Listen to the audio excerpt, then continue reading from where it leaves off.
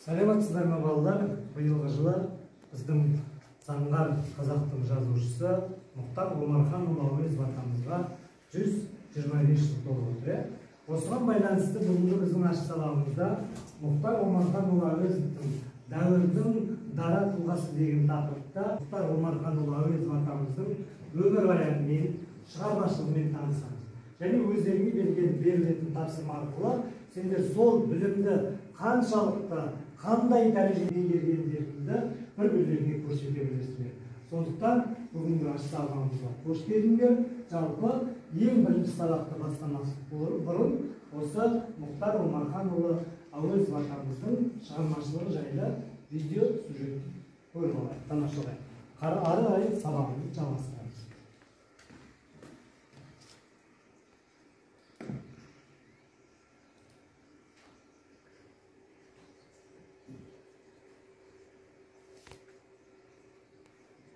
Мұхтар Омарханұлы Әуезов 1897 жылы 28 қыркүйекте қазіргі Шығыс Қазақстан облысы Абай ауданында дүниеге келіп, 1961 жылы 27 маусымда Мәскеуде қайтыс болады. Үйі Алматы қаласында жерленген. Мұхтар Омарханұлы Әуезов 1897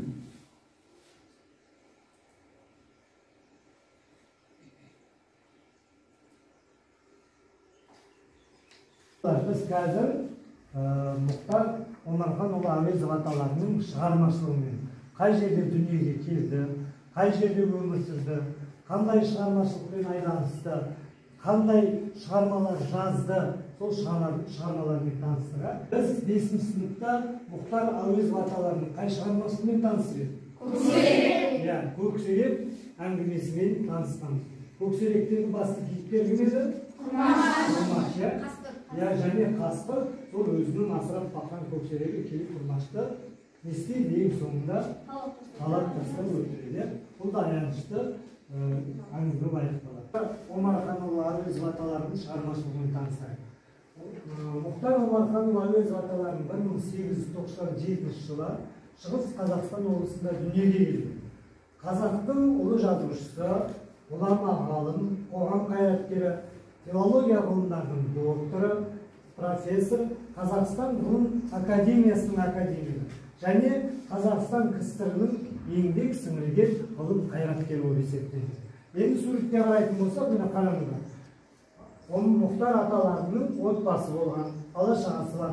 Қазіргі кезде Мұхтар аталарының үлкен ұлы, ол кісі де біздің Қазақстанға белгілі қоғам қайраткері. Міне қаншама шығармашылық, Мұхтар тану, әдебиет туралы жазған, керуен, яғни бұл жерде жалпы Әуезов аталарының шығармашылығы толық мағлұмат берген. Енді мына жерге қарайтын болсақ, міне Мұхтар аталарында әлемге танытқан қандай кітап екен? Абай жолы. Дұрыс айтасыңдар, Абай жолы. 4 томдық Абай жолын осы арқылы бүкіл әлемде Абай таныды. Сондықтан біз айтамыз, Абайды танытқан Мұхтар, Мұхтарды танытқан Абай деген үлкен ұлағатты сөз бар.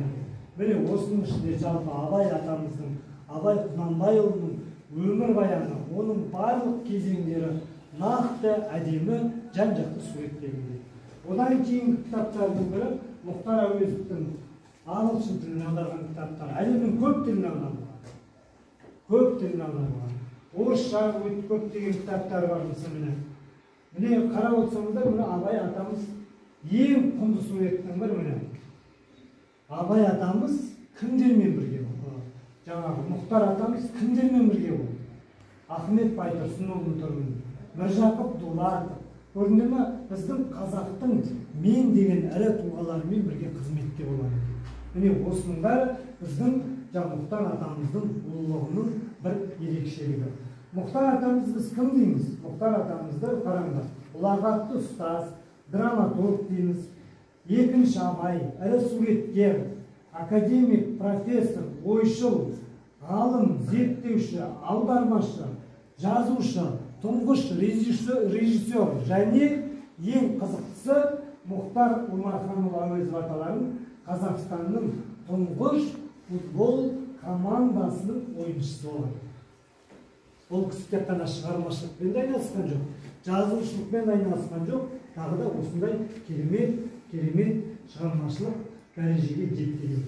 Сондықтан Абайды абай еткен Мұхтар ғана, Мұхтарды Мұхтар еткен Абай дана, қазақтың қос арысы, қос данасы қалайша бас имеміз оған сірә. Сондықтан Абайды айтқан кезде Мұхтар атамызды айтқанда міндетті түрде Абай атамызды айтып. Міне, бұл бүгінгі біздің Мұхтар атамыз туралы, оның шығармашылығы, өмір баяны туралы осы. Енді біз ары қарай сабағымызды жалғастыру мақсатында тұжырымдамалық карта әдісін пайдаланамыз. Бұл жерде Мұхтар атамыз біздің Қазақстанның қай өңірінде дүниеге келді? Шығыс Қазақстанда. Олай болатын болса, біз дүниеге келген өлке деп Шығыс Қазақстан туралы не білеміз? Соны топтық жұмыс қылады. Жұптық жұмыс қылып, екі-екіден орындап шығамыз. Ал жазайық. Кірісе береміз.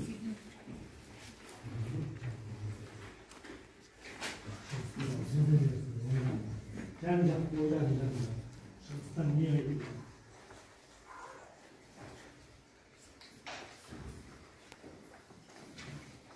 Ал жазамыз. Тапсырма орындар.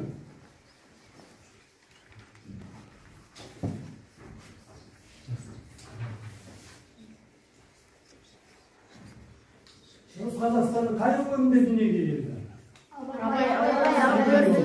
Қазір Семей облысы біздің президенттің жарлығыменен қандай облыс болды? Ал қай топ болды? Болдыңдар ма? Бірінші топ. Аяқтарды, екінші топ. Аяқтардыңдар ма?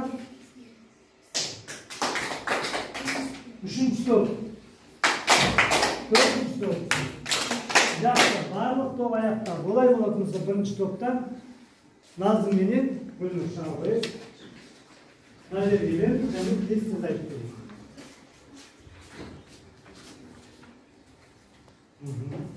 Яғни Мұхтар әуезов дүниеге келген өлке қандай екен? Шығыс Қазақстан облысы Абай ауданы Бөрілі деген жерде Мұхтар әуезов дүниеге келген. Жақсы. Шығыс Қазақстан облысы суық жер. Ол жерде Семей ядролық полигоны болған. Ол жерде Абай атамыздың ауданы бар. Және де ол жер шырайлы жер десе де болады. Жақсы. Тағы? Мұхтар әуезов 1897 жылы 28 қыркүйекте дүниеге келген. Өте жақсы. Жарайсың, тамаша отыра ғой. Мен арайын.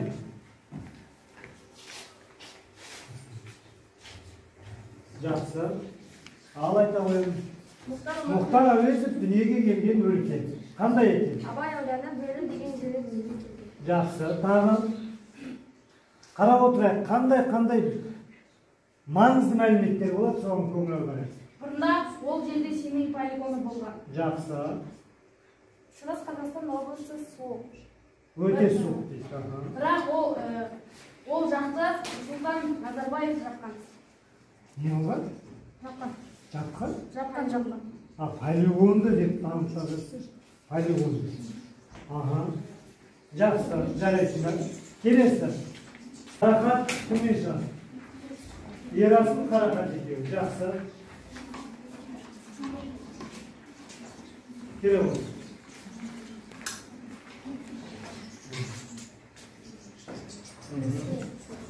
Шығыс Қазақстан өңірінде көп нәрсе суық болды.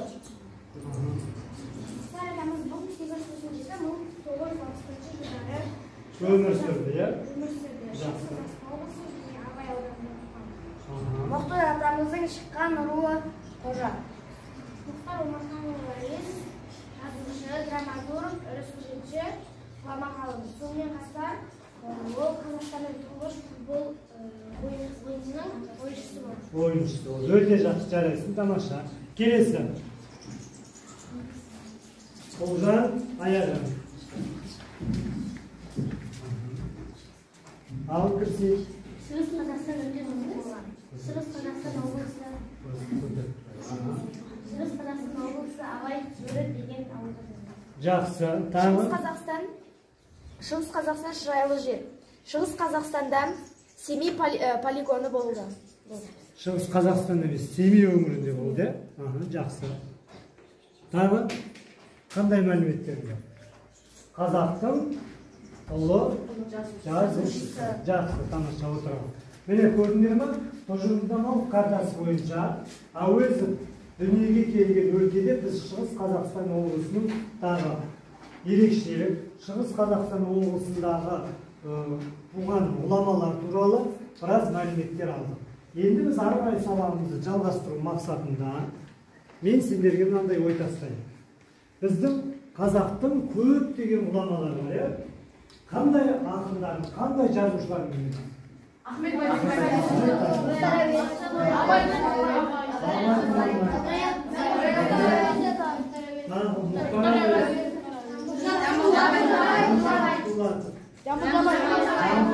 Жақсы.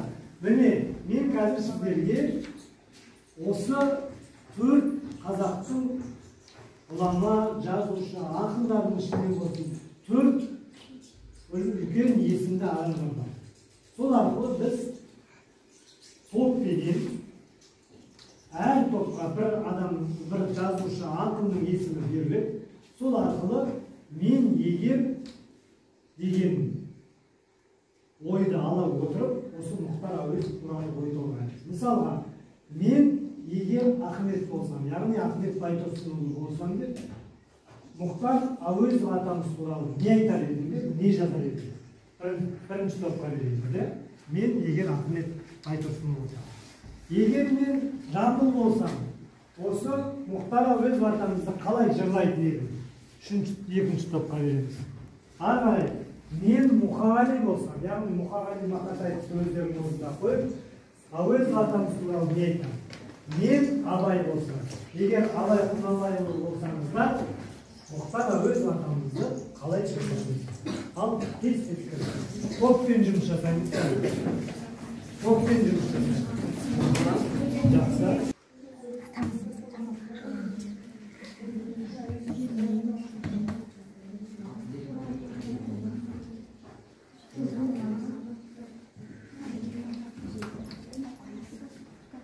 Қай топ аяқтады? Бірінші топ дайын, үшінші топ дайын, төртінші топ дайын, және екінші топта дайын. Жақсы. Олай болатын болса, бірінші топтан бастайға.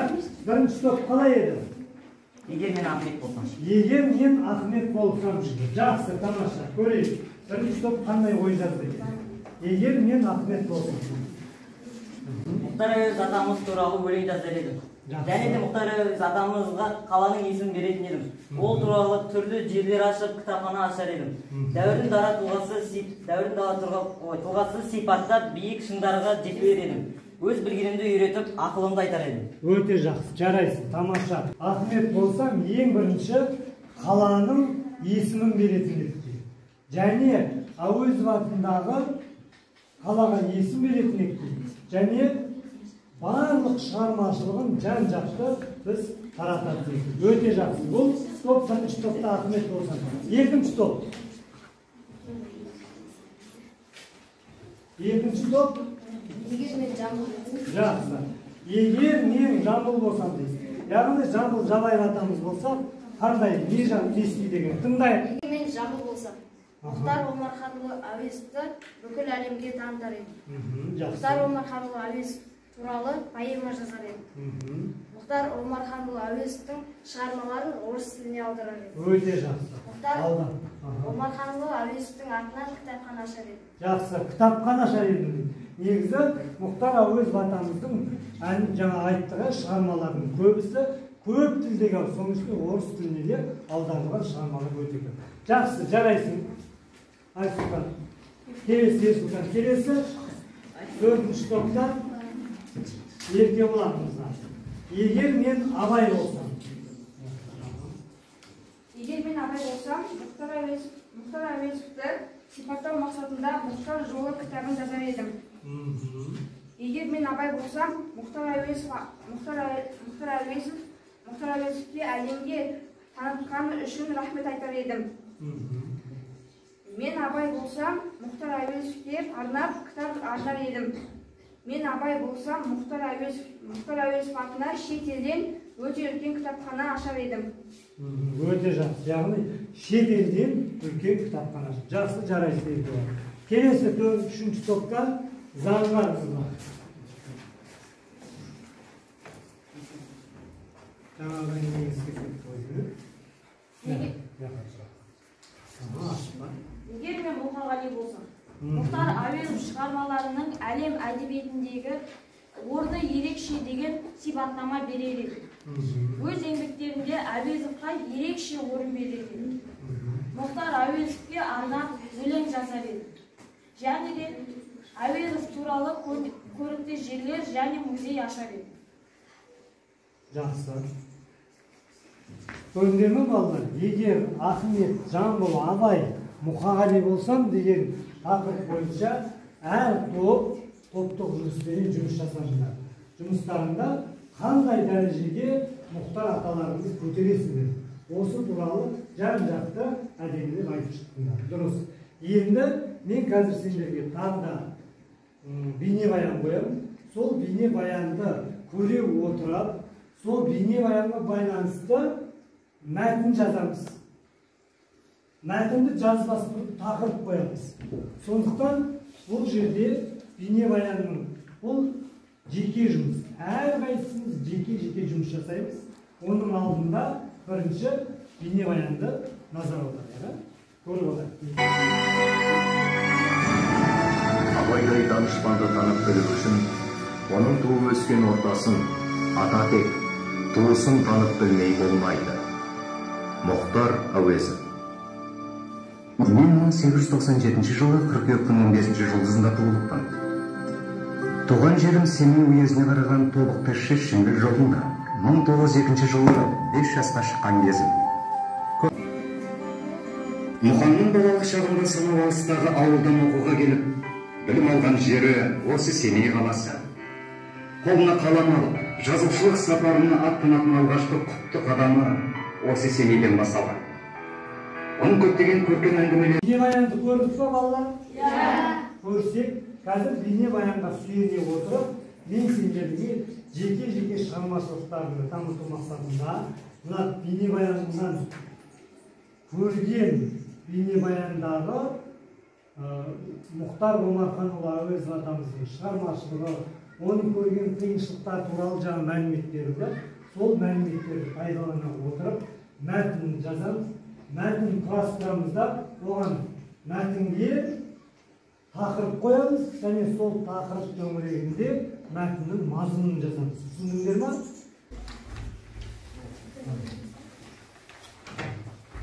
Үшінші топ.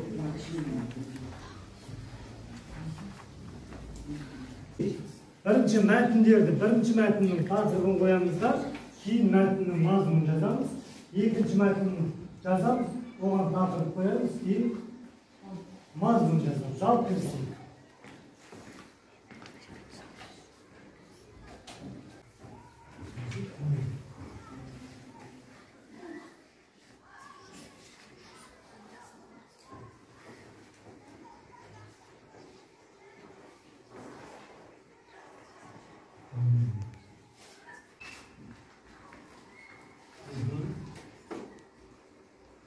Ал қандай тақырып қойған екен? Ең бірінші мәтіндегі тақырыбым Мұхтардың оқуға деген ынтасы.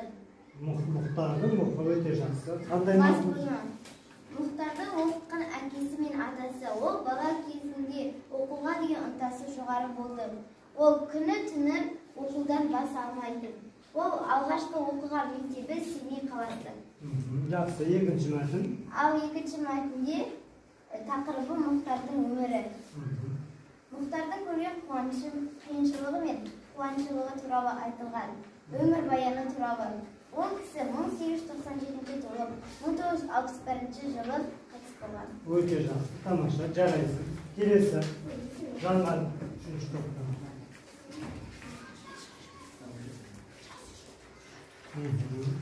Жақсы. Ал бері осы. Жас Мұхтар. Мұхтар Әуезов жас кезінен бастап оқи бастаған, яғни 5 жасынан бастап. Үлкен үйде отырып, түсініксіз әріптер мен сандарды оқитын. Түні бойы оқып жаттайтын. Әкесі де көп мақтамайтын. және де кейде оқымаса әкесі ұрсып та қояды. Жақсы, бұл бір мәтінде, иә? Өте жақсы, жарайды. Келесі. Еркебұлан.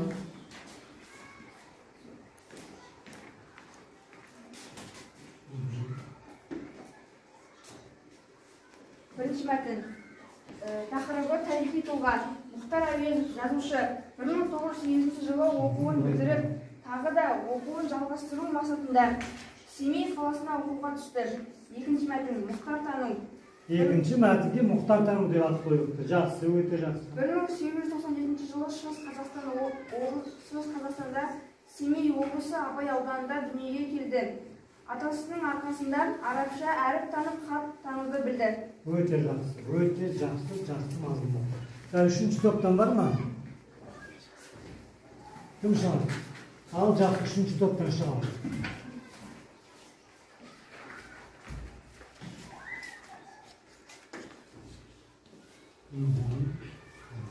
Мен бірінші мәтінге дәуірдің дара тұлғасы деген өте жақсы. Бірінші мәтінге дәуірдің дара тұлғасы өте жақсы тақырып. Мұхтар Әуезов балалық шағы басқа балалар секілді асық ойнап, доп теуімен өткен жоқ. Мұхтар Әуезовтың әкесі әріп жазып, оны таңнан кешке дейін жаттатқызған. Ал мен екінші мәтініме Мұхтардың атасы деген тақырып қойдым. Мұхтардың атасы Абай Құнанбаевпен замандас болған. Содан соң баласына оның өлеңдерін оқып, тағы мәтіндерін оқып берген. Яғни өлеңін жаттатқан, иә? Өте жақсы, тамаша, жарайсыздар. Міне балалар, сендер бүгін осы тұжырымдамалыққа егер мен ақын болсам, егер мен жазушы болсам деген және бейнебаянға сүйен отырып, мәтін құрастыру әдістері бойынша өз ойларыңды білдіріңдер. Осы арқылы біз Мұхтар Омарханұлы Әуезовтің шығармашылығы туралы көптеген мәліметтер бар.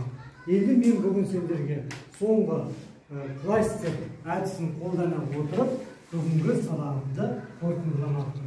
Яғни кластер әдісінде топ бойынша жұмыс жасаймыз. Мен Мұхтар Омарханұлы Әуезов атамыз туралы не білдім? Яғни бірінші кластер әдісі бойынша бірінші топқа, екінші топқа, үшінші топқа және төртінші топқа тапсырмалар береміз. Сол тапсырмаларды орындап бүгінгі сабағымыздың қаншалықты дәрежеде өткендігін сендердің берген жауаптары арқылы бағалайтын болады. Олай болатын іске кірісейік. Топпен жұмыс жасаймыз.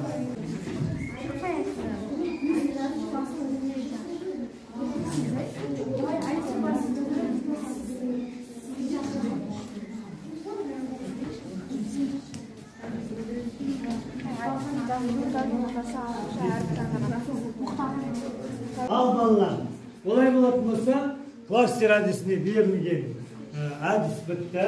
Яғни бұл әдіс арқылы Мұхтар Әуезов аталары туралы ойымызды қорытындылап жазамыз. Қай топ дайын? Бірінші, екінші, үшінші және төртінші топ дайын сәтті. Олай болатын болса, бірінші топтан кім шығады? Кім шығады бірінші топтан? Жақсы.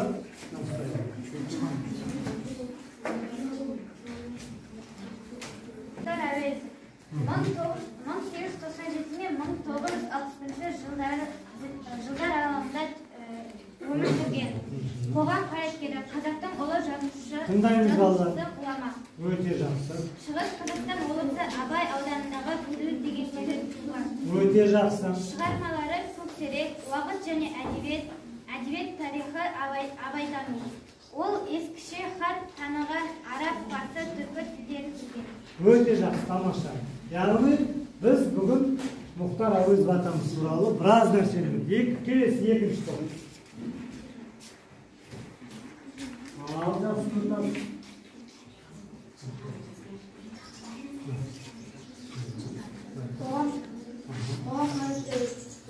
Мұхтар Әуезов қоғам қайраткері. Жақсы, келесі. тұлғасы. Дәуірдің дара тұлғасы, өте жақсы. Қазақтың ұлы жазушысы. Алғашқы Қазақстан футбол құрамасында болған. Ғұлама ғалым,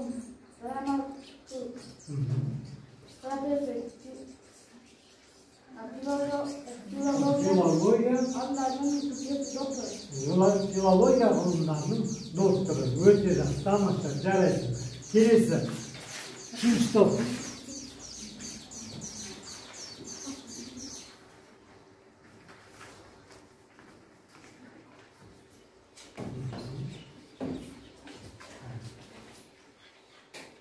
Мұхтар Әуезов, қазақтың ұлы жазушысы, қоғам қайраткері, ғұлама ғалым, Қазақстан ғылым академиясының академигі.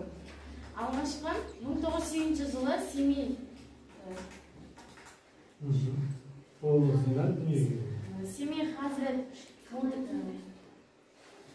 медресесінде оқыған. Мұхтар туралы шетел ғалымдары, ақын жазушылары, әдеби, тарихи әр жолда ойлары деген еңбектері бар. Өте жақсы, яғни көп деген еңбектері бар. Тіпті шетел әлемнің барлық мемлекеттерінде осы Мұхтар атамыз туралы мәліметтер бар екен.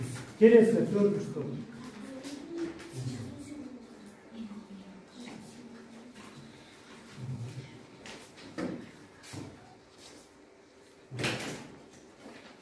Жақсы. Мұхтардың атасы Абай Құнанбаевпен замандас болғанын білдік. Өте жақсы. Мұхтар Әуезов ғылым, жазушы, драматург, суретші әрі екінші Абай атанған. Мұхтар Әуезов Қазақстанның тұңғыш футбол командасының ойыншысы. Университетті бітірер алдында Дауыл атты шығарманы жазды. Көрдіңдер ме, университетті бітірмей тұрып Дауыл деген үлкен шығарма жазды. Енді балалар жақсы. Міне, яғни біз қарап отырсақ, бүгін мына сендердің жасаған жұмыстарың арқылы көптеген нәрселерге білгендеріңізге көзіміз жетті.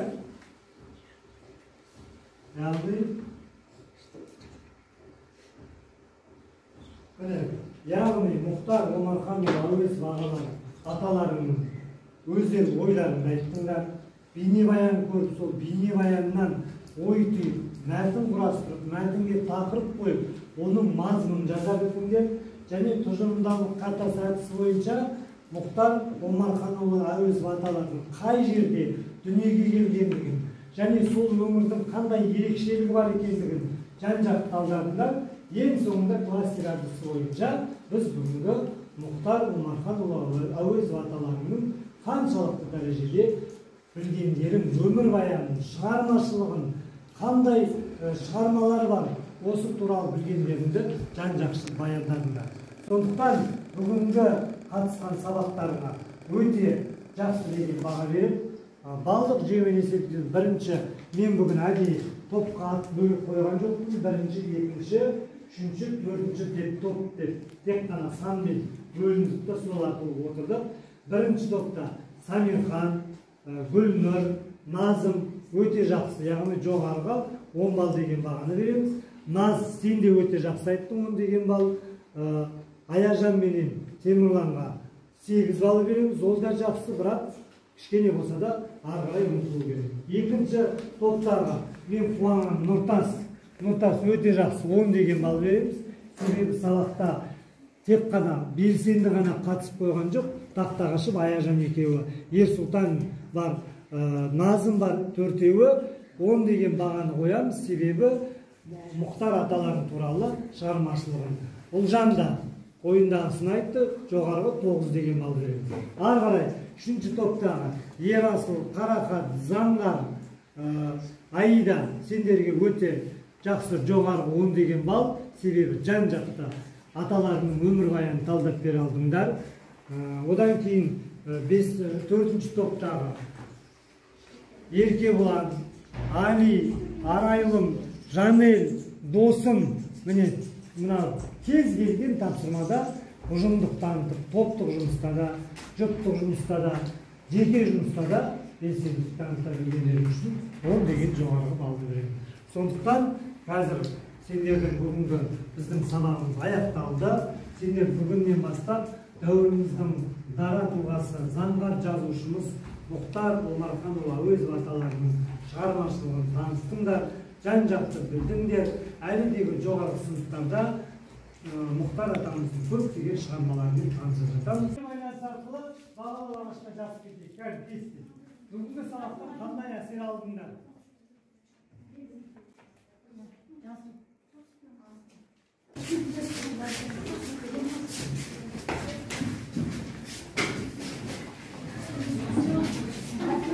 Жақсы, сабақ аяқталды, сау болыңдар.